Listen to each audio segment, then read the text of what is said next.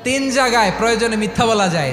এক নাম্বার, আপনার ওয়াইফকে খুশি করার জন্য, সে একটু এরকম না বলে একটু কৌশল করে বললে খুশি হবে, ওটা বলা যায়। দুই নাম্বার, জীবন মরণের ব্যাপার, যান বাঁচানোর জন্য একটু কৌশল করে ঘুরিয়ে বললেন, এটা জায়েজ। তিন নাম্বার, দুইজন ঝগড়া লাগছে তাদেরকে মিলিয়ে দেওয়ার জন্য কৌশল করে একটু মিথ্যা বলা, ঘুরিয়ে বলা যায়। দুইজনের মধ্যে দেখলেন যে সম্পর্ক খারাপ, একজনরে বললেন, ভাই সে তো ওই দিন আপনার ব্যাপারে অনেক প্রশংসা। কি আমার ব্যাপারে প্রশংসা? কি বললো? এই বললো আপনি নাকি এই করছেন ওই করছেন, অনেক প্রশংসা। লোকটার মন খুশি হয়ে যাবে তার ব্যাপারে, ঠিক কিনা? আবার তার সাথে যার ঝগড়া, ওরে যে বলুন, ভাই ওই দিন তো সে আপনার অনেক অ্যাপ্রিসিয়েশন করলো, অনেক। সে তো অবাক, কি রে বলে কি? এই যে দুইজনের ব্যাপারে দুইজনের একটু ভালো ভালো কথা বলে দিচ্ছেন, একদিন দেখবেন রাস্তা দিয়ে হাঁটার সময় একে অপরকে সালাম দিয়ে ফেলছে, সালাম দিয়ে বুকে জড়ায় ধরছে, আছে না নাই? আবার মিলমিশ হয়ে গেছে। কিন্তু আমাদের স্বভাব হইলো, দুই প্রতিবেশী যদি একসাথে বসে একসাথে হাঁটে, দূর থেকে দেখলে আমাদের জলে, আছে না নাই?